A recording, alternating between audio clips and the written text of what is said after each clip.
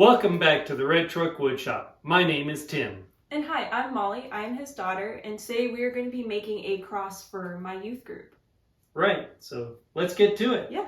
Okay, so the two pieces of wood that we're going to be using today to make this cross are African Mahogany, which will be the cross beam, and Mawa, which is really fun to say, is going to be the post part of it. I chose these two pieces of wood because I love the natural dark look of this Mawa, and also the African Mahogany just blends gloriously with this Mawa wood. It looks really beautiful together.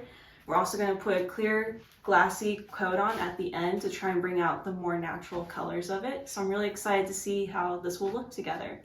Since this was Molly's first time working in my shop, there were several teachable moments, including how hard it is to hold on to a belt sander.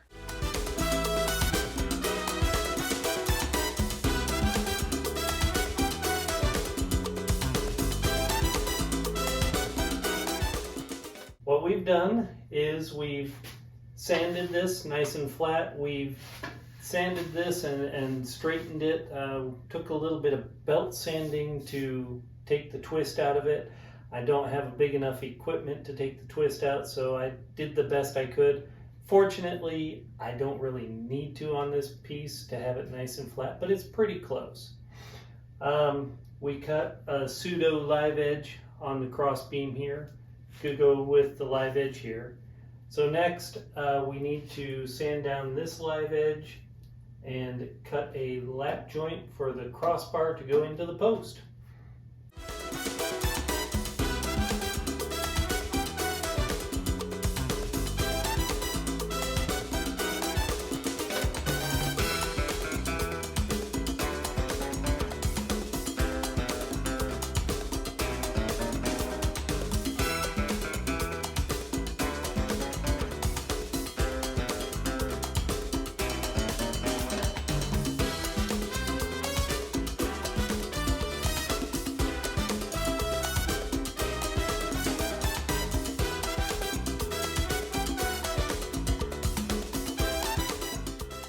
Here was another teachable moment where I was telling Molly, you don't ever start the saw when the blade is touching the wood.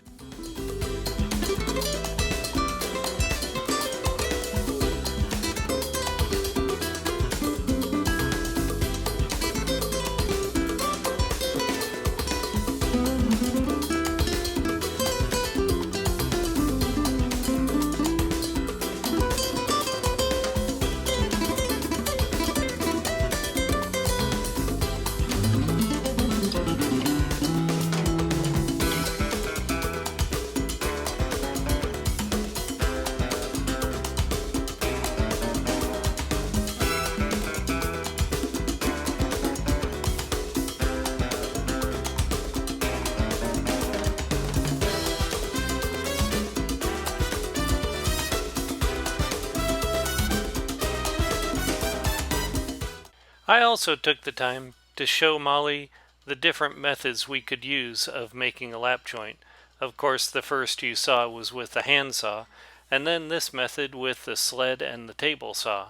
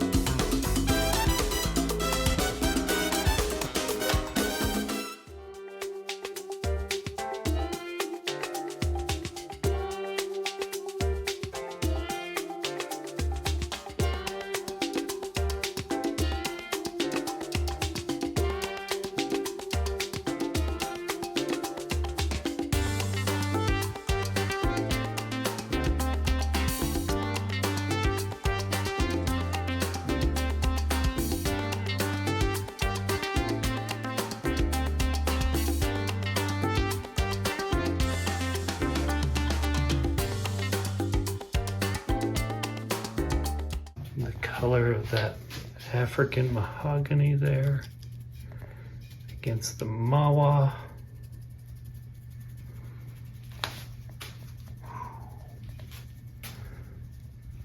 Looking good, Miss Molly. Yes, I am. Thank you. Hey everyone, it is day 2 of working on the cross for my youth group. We have finished the cross and have the polyurethane on it. And today we are working on the base to hold up the cross. So we're going to be using 2x4s to hold up the base part. And then we're using this lovely unnamed piece of wood as the platform. So let's get to it. We selected some of the best 2x4s I had in my stash, and then we cut them to a rough length. I decided they had just a little too much twist for me and a little inconsistent, so I ran them through the jointer, followed by running them through the thickness planer.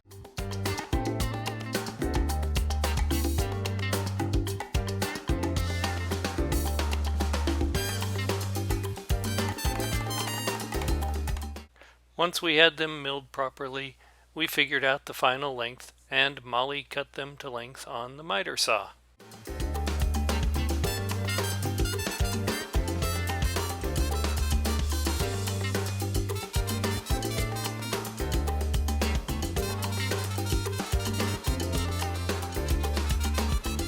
We decided on pocket hole joinery for this base, and here we are laying out where the pocket holes are going to be.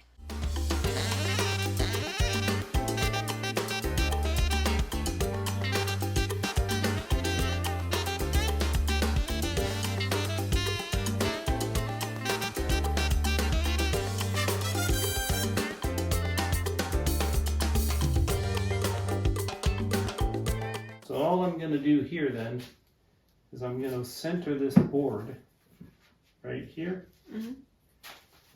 clamp it into place, and then I'm going to drill a hole in this one and a hole in this one. Yeah. Flip it around, do the same thing on this end. Okay. Okay?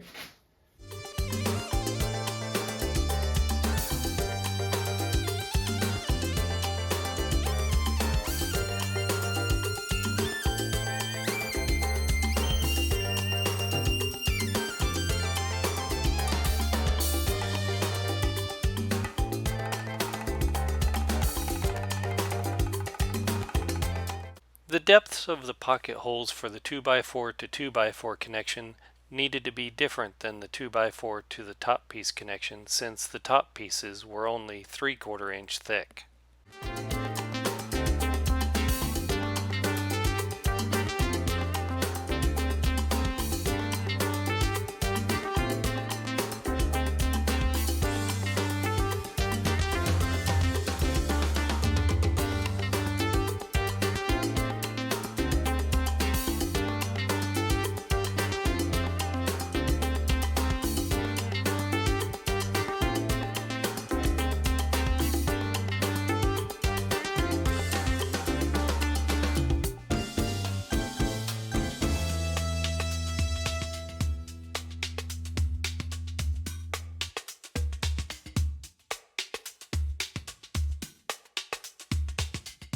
This was Molly's first time making a rip cut on the table saw, and she was justifiably cautious.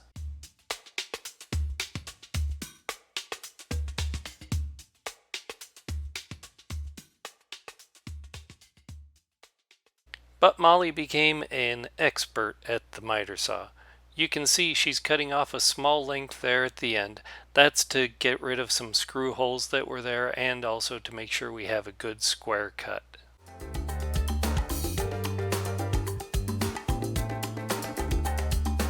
After cutting the pieces to length, then we went back to the table saw and the sled to cut a notch for the cross to fit into the base.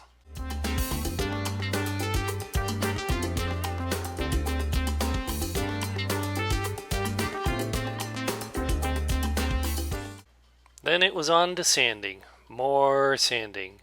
Molly realized there's a lot of sanding that goes into a project, so much so that she actually bought me some new sandpaper for my birthday.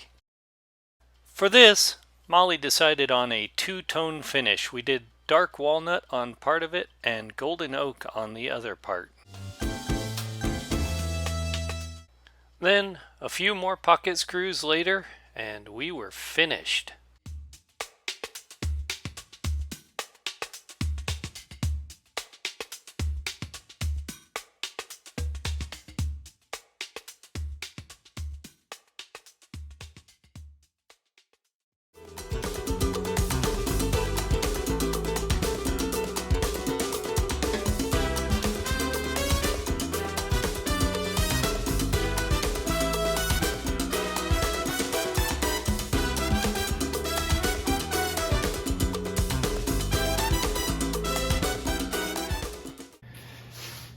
All right. Take 2,423. Yes, but we're tired. Can we get this right yet? Assume the position! What position is that? I don't know.